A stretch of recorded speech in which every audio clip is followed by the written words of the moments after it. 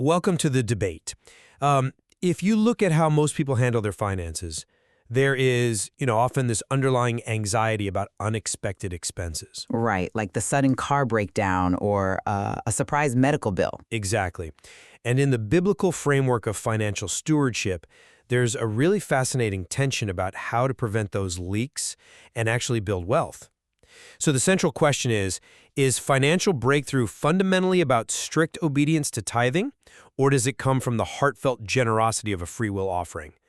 I look at the text, and I see tithing as the non-negotiable obedience that literally shields a person from financial ruin. And I come at it from a completely different angle.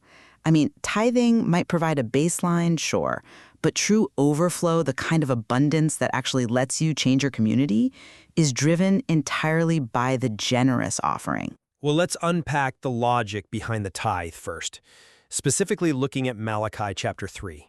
The text says that giving that foundational tenth, it rebukes the devourer. Which is a very vivid image, honestly. Yeah, it really is. And for anyone listening who might be, naturally skeptical, thinking this just sounds like a convenient way for institutions to solicit donations, the text is actually describing a spiritual mechanism of economics.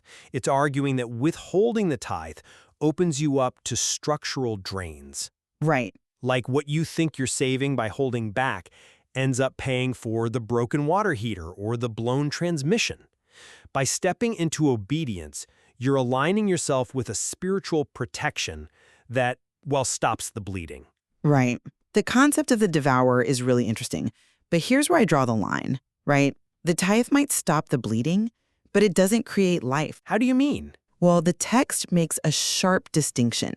It implies tithing guarantees a baseline blessing, yes, but the offering guarantees abundance. The offering acts as a seed. And why does that matter? Because the ultimate biblical goal isn't just surviving without a broken water heater. Sure. It's having enough surplus to actually perform good works and bless a sibling in need. Generosity is the actual engine of multiplication here. I see why you think that. But let me give you a different perspective on it. Think of this like agricultural farming. Okay. If the offering is the seed you're planting, the tithe is the protective fence you build around the property. What good is planting an incredibly generous seed if you haven't built the fence to keep the locusts out? Oh, I see where you're going. Right? The structural protection has to come first. Otherwise, your harvest just becomes an expensive buffet for the local wildlife. That is a compelling argument, I'll give you that. But have you considered that the quality of the seed matters, like way more than the fence? More than the fence? Really? Absolutely. In this framework, quality is determined entirely by the giver's heart. God prioritizes a sincere, cheerful giver over the specific denomination of the bill. If you are dropping money in a plate out of obligation, Or, just to compete with the guy sitting next to you, that seed is dead on arrival. It yields zero fruit because the underlying mechanism of this abundance isn't arithmetic. It's relational. well, I'm just not convinced by that line of reasoning.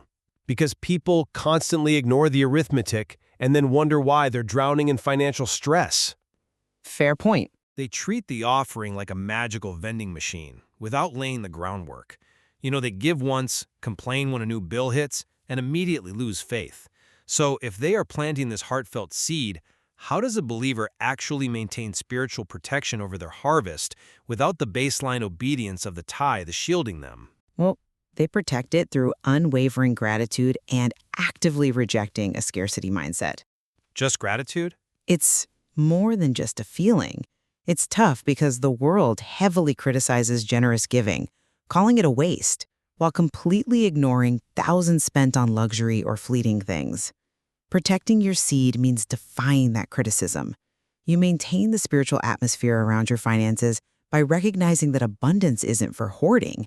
Scarcity and fear kill the harvest, while gratitude and a genuine desire to help others water it. So we are essentially looking at two distinct but necessary forces. From my view, faithful tithing remains that essential first step. It's the obedience that builds the fence and provides spiritual protection against those everyday financial devourers that drain our resources. And I maintain that while a fence is great, you can't harvest an empty field. True abundance and the actual capacity to bless other people is unlocked exclusively through generous, heartfelt offerings. Yeah, we definitely agree on one fundamental point from the material, though. The mechanics of sowing require both the obedience of the action and the purity of the heart. Precisely. A mechanical gift with a bitter attitude fails just as fast as a generous thought with no actual follow-through. Very true. There is a lot more nuance in the source material regarding how these biblical principles can address personal financial stress. We highly recommend listeners explore it further to see how these concepts of sowing and protection might apply to their own fields.